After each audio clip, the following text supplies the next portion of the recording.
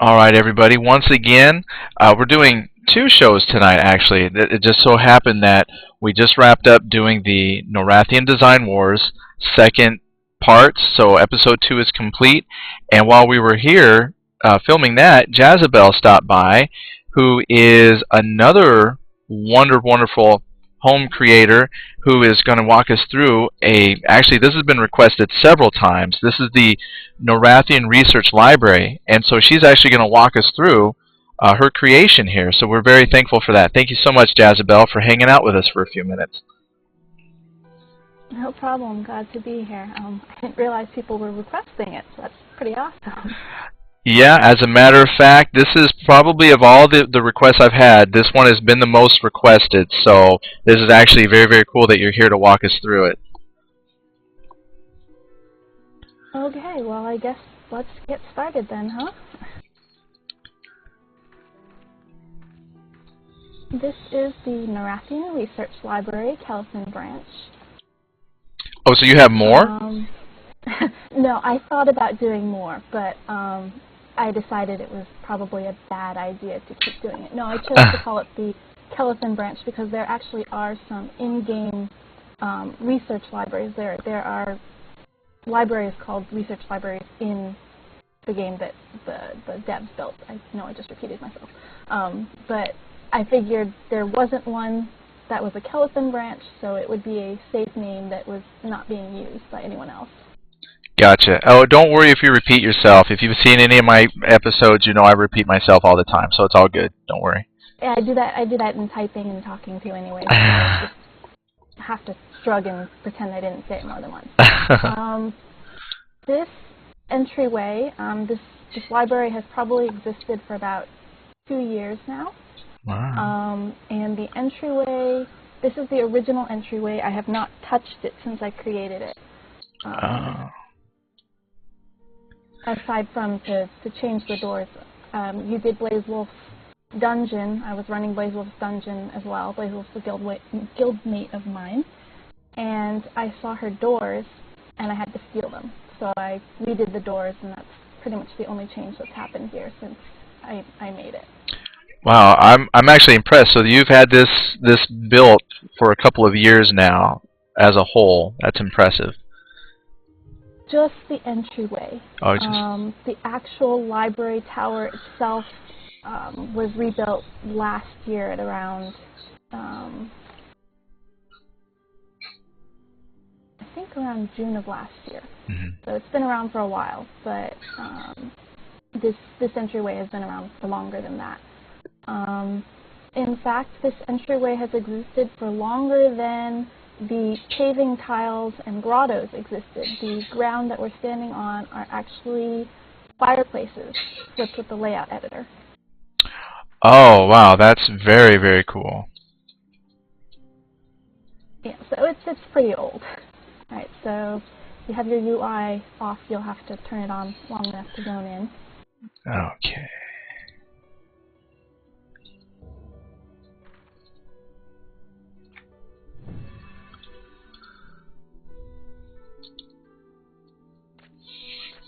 This is the first floor of the library. It does actually have books shelves, so I've gone through the effort of creating catalogs and a horribly drawn little map here to kind of give you an idea of what floor you can find things on.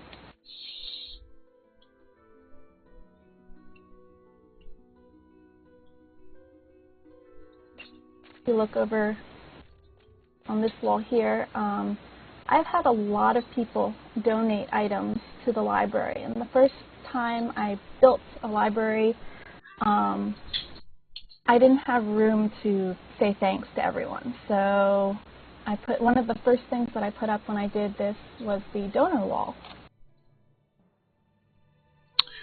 I've even had some devs donate stuff, so they get the pretty little blue books. That is very cool. That's nice. I like that. That's a good touch to honor some of the people that have helped you out. That's great. And I'm going over the names, so if anybody's watching this and you want to see if your name's up here and where it's at, just pause your video a whole bunch of times. I don't have everyone up there. There are a couple of people who haven't made it up onto the wall yet because it's quite an ordeal for me to get more books up there. Oh, I can only imagine. What you got there is pretty impressive, though. Yeah, I have one blank plaque left. I'm going to have to recalculate the distances and scale when I put more books up. So, but for now, that's the majority of the people who have donated. Now, I think for this tour, I'm going to leave my UI on just so I can hover over the different books so people can read the spines and things with us. That's fine. There isn't really a lot of detail to the library. It is, I believe, one of the first towers that was built. But aside from that, it's a bunch of tower rooms with books. There's a little bit of detail in the center of each room in the carpet choices. I did specifically try to match the statues and the decorations to what the room was about. This room here is for rare books, books that are difficult to obtain, or are the old versions that are no longer obtainable, the books that actually count towards the item count. I don't have any out. I gave up shelving books before I got here. Eventually they'll show up, but since they're mostly duplicates of books I already have anyways, I didn't see a point in shelving them, since if you want to read the book, you can go to one of the other floors and read it. Oh, I understand. All right.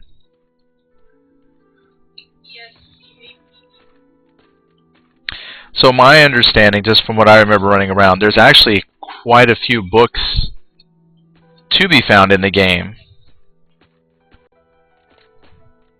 There are, I'm not Orlis. Orlis was, she left the game.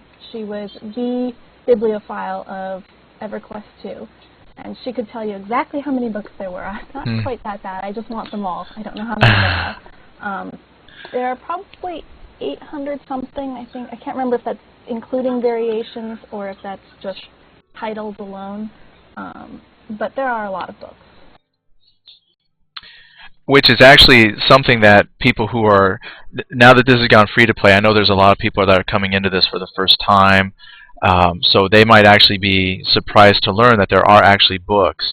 Books as in like a book, and you can actually open it, read the pages, and some of these books are actually quite lengthy with lore and history about the game.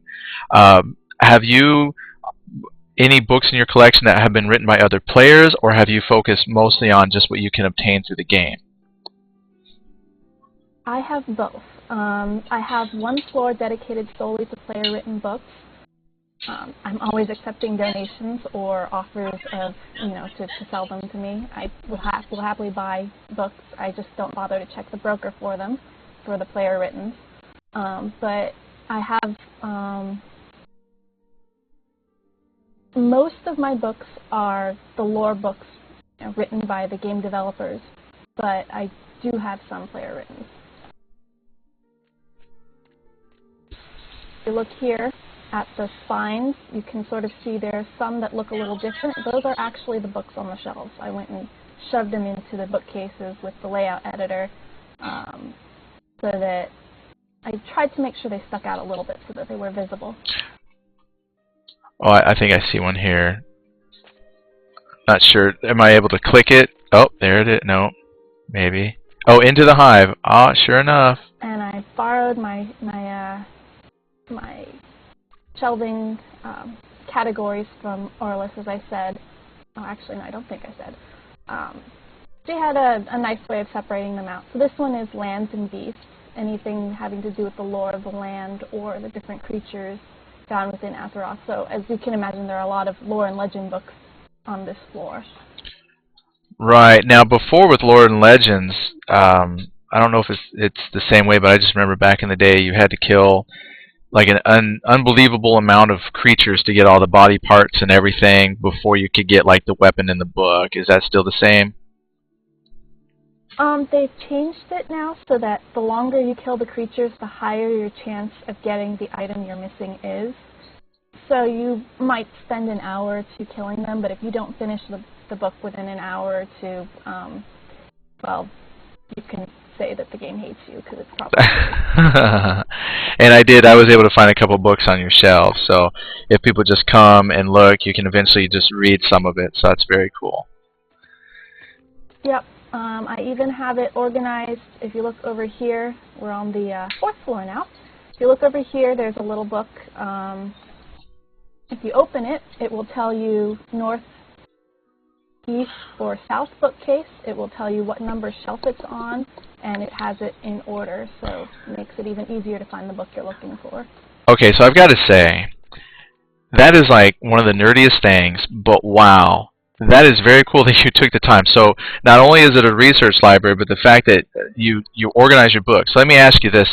How long then did it take you to organize your books and then come up with your organizational scheme here and your books? I mean, just kind of how much time did this take you?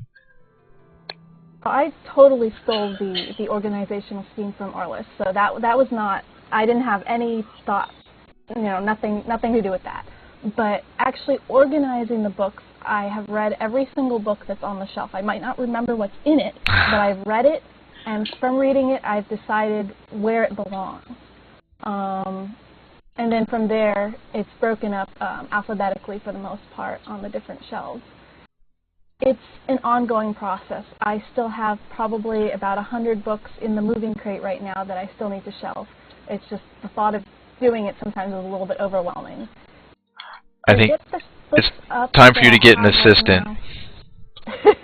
Yeah, I've tried to bribe people. I've tried to kidnap them. Everyone just runs. I don't know why. Shelving books is fun. They should come shelf books. Well, yeah. Of the tens of people that watch this, you might get somebody that wants to help. I can hope. Because those books have been in the crate for a year now, and I don't know. I just finished. Well, I did take it down off. Right now, it's on the leaderboards for easy travel. I had a couple people ask me to put it up, which I was reluctant to do at first because I have to take it down and put it back up every time I want to shelve books. But people apparently do come here to read the books sometimes, so they ask that I put it up so that they can travel easily. The last time I took it down from the leaderboards, I did get about 30 more books up onto the shelf, so and that took me a couple of hours.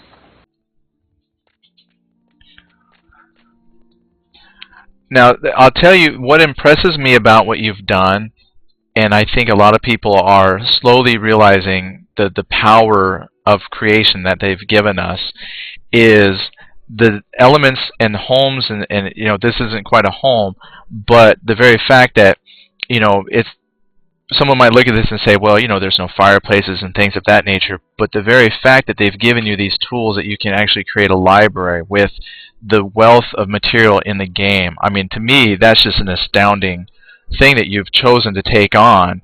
And I'm surprised that more people haven't stepped forward to maybe assist with this, because at some point, the lore of the game is very, very deep, and what you've got here is very, very impressive. I was hoping that one day it would be kind of a central area with lore for people to visit if they were interested. It hasn't really caught on.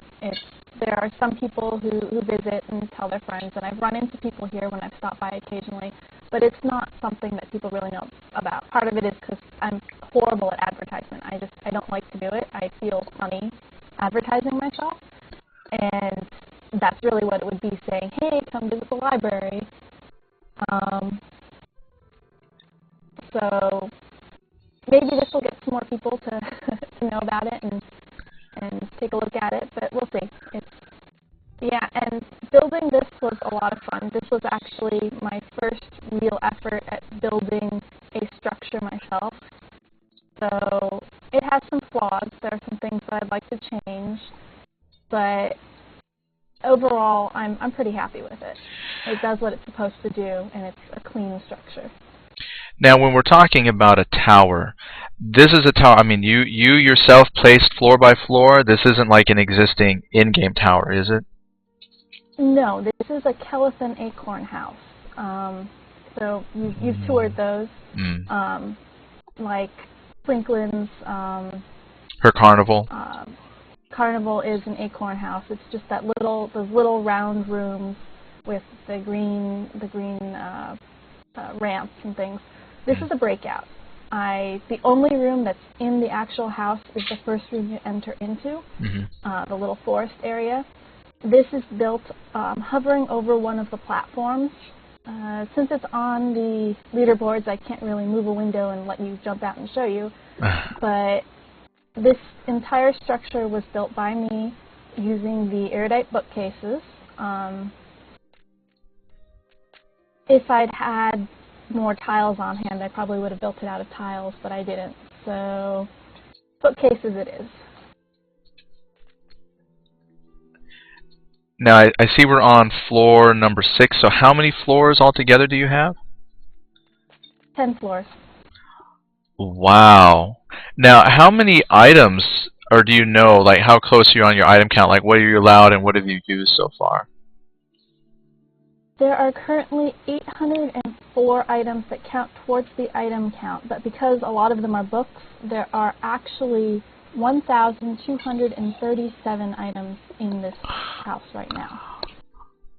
Wow, that is a lot. And then, so what is this structure like normally allowed then? Like, do you have to use expanders or anything like that? I have used expanders on it, yes. I believe that the default item count on the Kelet large houses is 700, and then with the 2 stacked expanders, it increases to 1,000 items.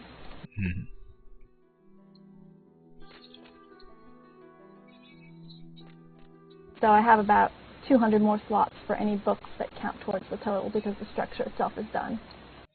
Okay, and then so just for clarification, if you don't mind, for new folks, the books then, how exactly do the books fit into your item counts? Because some count, some don't?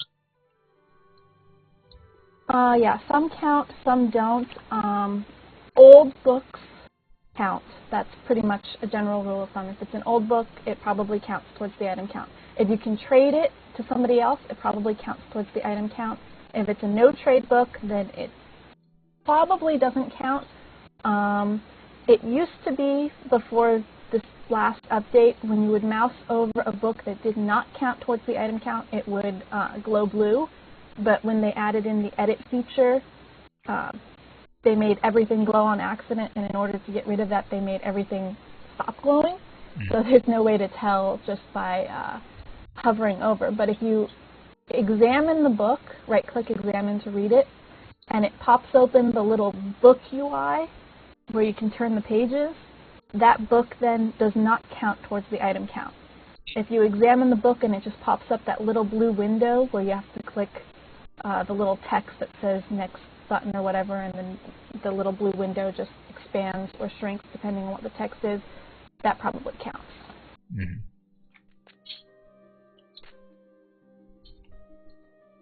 Basically, some books count, some books don't. It's really hard to tell unless you know what to look for.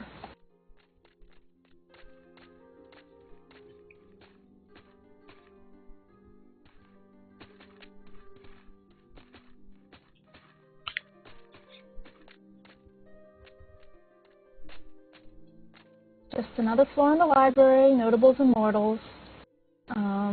Just information about the gods or about different important mortals in Norrath's history.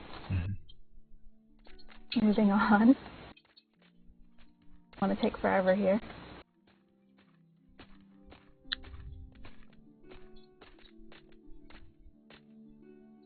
This one is the player-written floor. Every book shelved on this floor was written by a player. I do have a couple of books here that were transcribed by a player but are actually Sony lore, EverQuest 2 lore. We found them on websites and things like that. So there are a couple of books that are completely true to lore.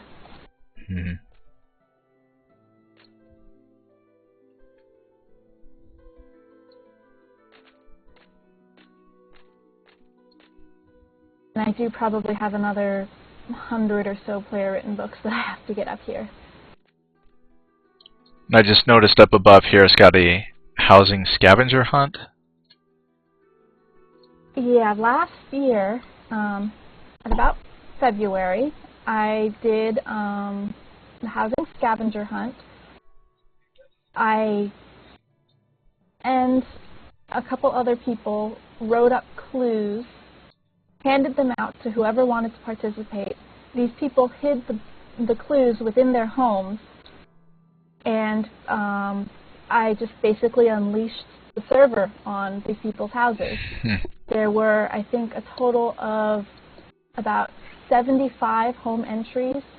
I wound up splitting the houses up into a good path and an evil path with 50 houses each and a bit of an overlap. And it was a lot of fun. I have all of the information there from last year, so I had hoped to do it this year, but I just didn't have the time to organize it. So maybe later in the year or something I'll try, and this time I'll limit it to 20 houses or something.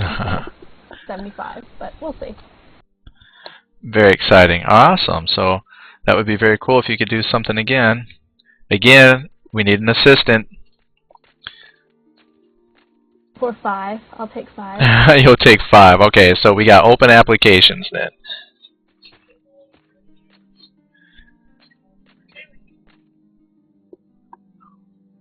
This was added in as an afterthought later on when I said, oh, people might want to actually role-play here. If they want to role-play an event or classes or something, you know, maybe I'll put something together for them. I have yet to have anyone take me up on the offer, but it is here if anyone wants to run an event at the library. And oops, I'm walking on the desk here.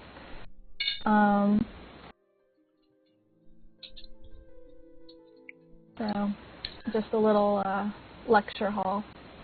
No, this is actually very, very cool. So far though, with the folks that do enjoy watching the episodes here on Pug TV, now that we know that this is available, you might actually get someone wanting to use this, because this is actually a very, very cool idea and nicely made too. I did try to make sure that people could walk along the aisles, the outside, and then into the center without stepping on anything. If you try to walk straight up the front or the back, you might wind up hovering. But there is enough distance to walk easily along here. I tend to pay attention to things like that because I hate walking on top of furniture. Well, I'm a big guy and clumsy, so I probably end up walking on it no matter what. It's nice to have the bull in the china shop when you're trying to do a tour, so I'll try not to knock anything over. But luckily, since it's on the leaderboards, everything's glued down tight. You don't have to worry about anything. Well, then I guess you've thought of everything a little bit there.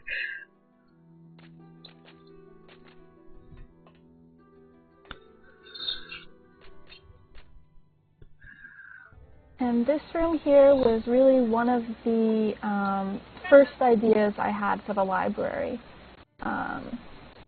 The original library did not have open windows that you could see out. I used stained glass windows to try to bring some light into it, but it felt very claustrophobic. That's why I eventually wound up ripping it apart and building this tower with the open windows.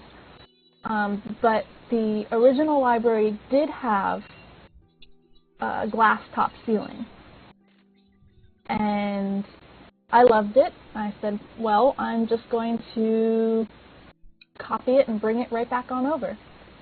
So this is left over from the original library. Now Nibuta's in here and she points out, there it is, the nest.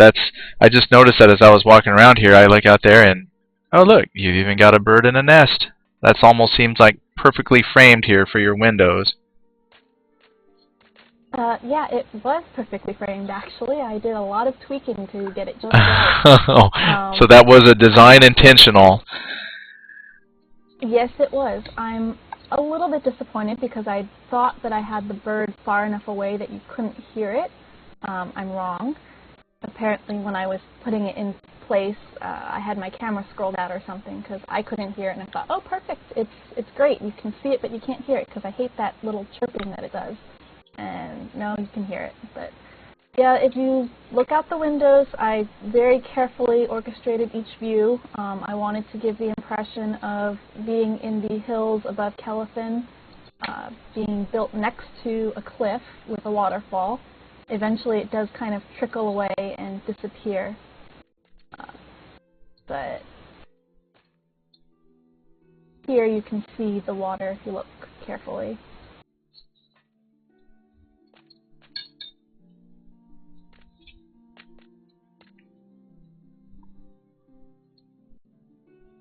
Missed my favorite view out on the first window. There's a little scene with a dryad and a treant. Oh, I guess we'll have to go back to that. Yeah, well, we'll probably want to run down because it's a little bit of a distance. Yeah. But yeah, there isn't much up here except for the view and the books. Occasionally I do switch out the books if I'm doing something, like when we were doing the housing scavenger hunt. The only information people had to begin with was to come to the top floor of this library. So they came up here, and I had the clue as well as, you know, little props like a map and things scattered on this table in the center here. Right now, these are the codex. This was a player-run quest done by someone else, and the books were sent to me as a just something for the library. I logged in one day and I had all of these books in my mail. I said, wow, okay, I guess I should put them somewhere special. They were the first donation to the library. Well, having them up top, this is definitely a place of honor. It's very beautiful, especially the chandelier. I'm starting to turn into a chandelier kind of guy, and that really does look very appropriate for the setting.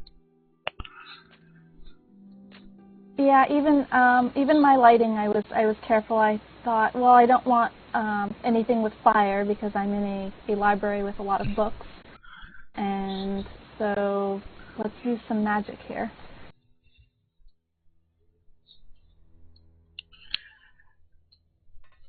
Why don't we charge back downstairs and take a look at the scene then? Okay, lead the way.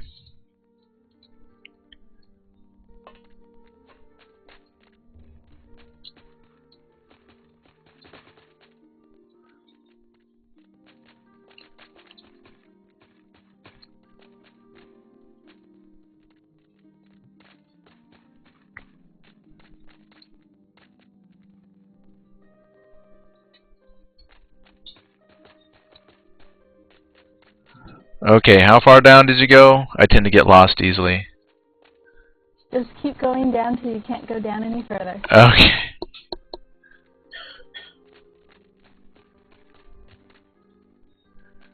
Whew. I know I gotta catch my breath. I feel like Blair Witch Project here, my little camera going all over the place. Okay, I think I'm almost there.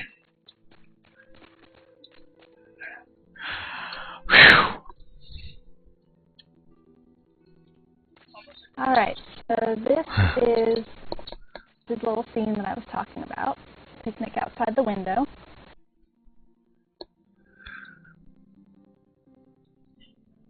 Now that's there. I mean, that's a game item. That's nothing that you set up, or is that? I mean, that's actually there. No, I set it up. Oh, you set this up. Okay. Set it up.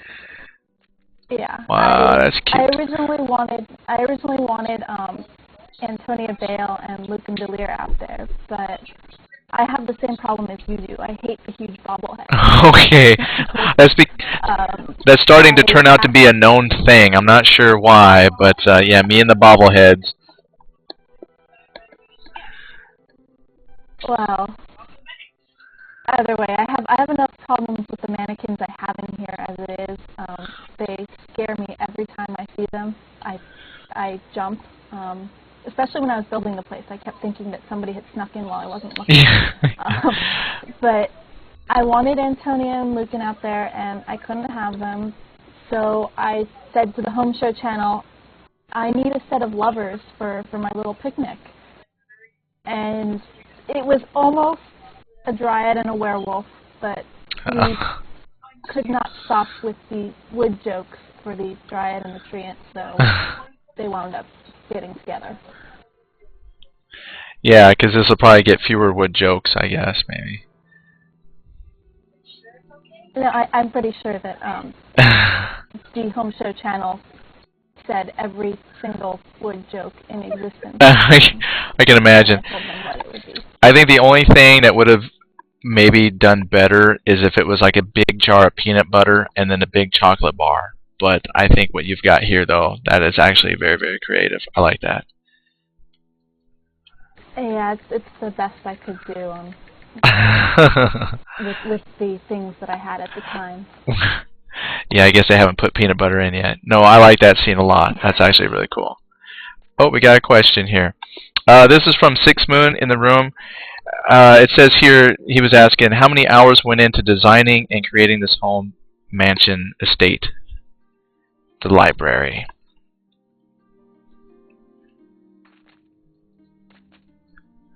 The library was actually very, very quick. This was the second or third draft of the library, so to speak. I had a tower built originally out of metal and no actual windows, just stained glass. It was very, very dark. The ramps went up the interior walls, so it was very claustrophobic feeling. Very easy to navigate. You just ran around in a circle, but it didn't look as nice. So I tore it down and I built this. This probably took me about, I'd say, 10 hours to build the structure. I'm not talking about shelving the books. Shelving the books, I'm still working on that. But actually building the structure itself probably took about 10 hours. And then just as far as the life cycle of the building, I know you said you did a rebuild, but your concept has been around for a couple of years, though, right? Or has it been longer than that? Only a couple of years. I originally wanted to have a library attached to my house, you know, just a little study where I could keep all of the books that Jezebel has gathered over the years. But as I was shelving them, I realized that I had eaten up a ton of item count on my house, and I didn't have the space to do the books justice. I had built an adorable little library, but it didn't work when it was part of a house. So I decided I would create the character library, which amazingly the name was free, and build a library in Library's house.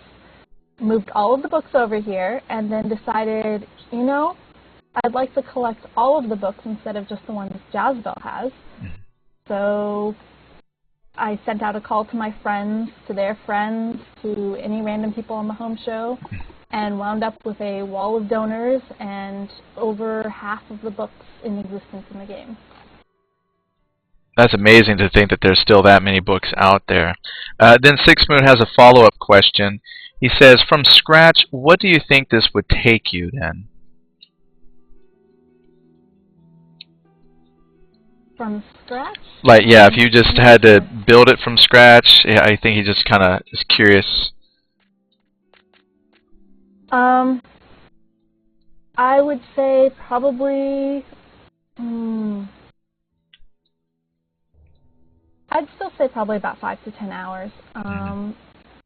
I have the calculation somewhere, but I'd have to recalculate all of the different heights. The erudite bookcases are not exactly the same height between each shelf. There are slight differences in the height. The size is not the same, so there were some calculations involved there. Every 3 floors, the height of the ceiling changes a little bit. So it would take a while because there are some calculations you have to do, but with the circle tool in the layout editor, it's pretty simple to put up the side walls and things like that. It's really the floors that are the problem. Okay, and then he follows it up with, the library is prettier than your character, which is saying a lot. So I don't know if that's some kind of come on, Six Moon, really. Almost was embarrassed to say that one. We'll look at Jazz as she should actually be seen.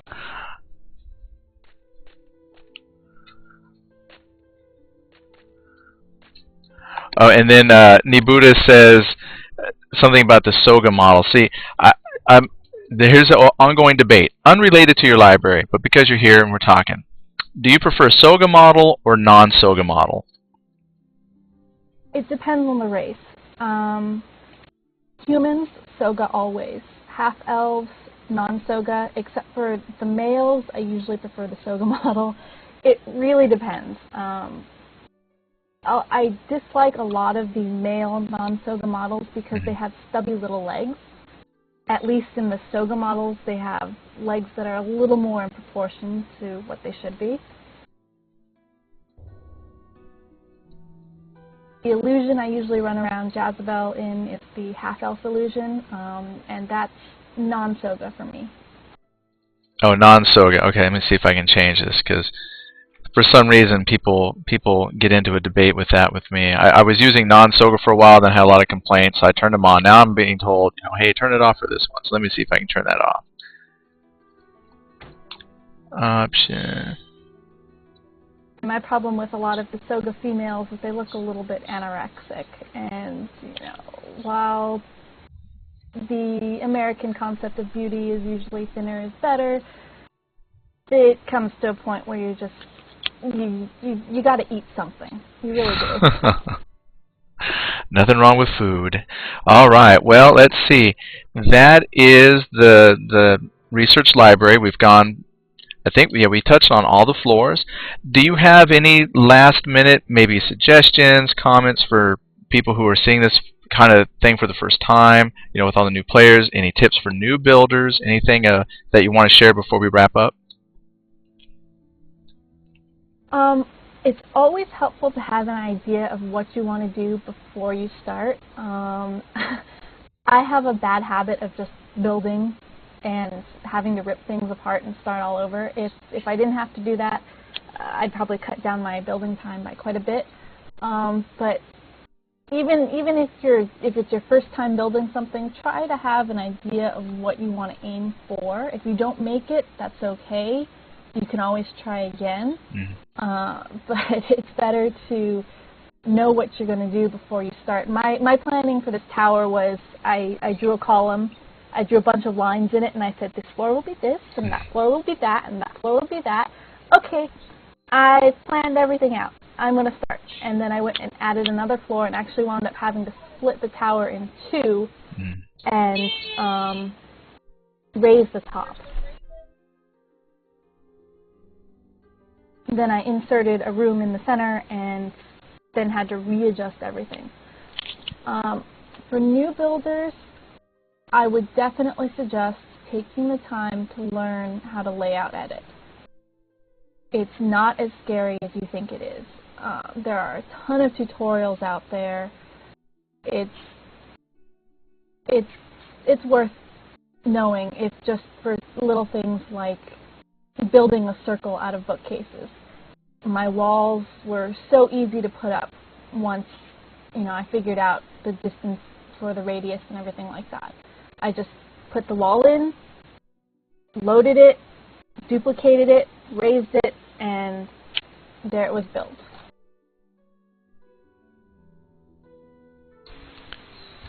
All right. Well, thank you so much for the information, and thank you so much. I know you stopped by. We saw you during the reveal. Oh, actually, another question popped up. Okay. Aside from that, I can't really think of anything to add except for definitely join Antonia Bale Home Show, because that channel is very, very helpful. Oh, and I just realized I was talking to you, but I forgot to hit down the speak button for you. Whoops. Sorry. We had another question from Six Moon again. He says, just curious, do you get more enjoyment building or actually playing your character in-game? Both. It depends on how I'm feeling. There are times when I do not leave the housing instances. I have literally spent time just hopping from house to guild hall, back to house, build, whatever it is I'm building. There are other times when I don't touch housing for months at a time. It really depends on what I'm feeling like doing.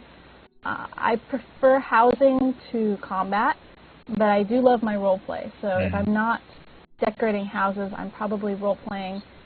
Maybe I'll be fighting something if I decide I have a new character I want to level. But I love housing, and I love role play, and I try to make sure that the two can happen.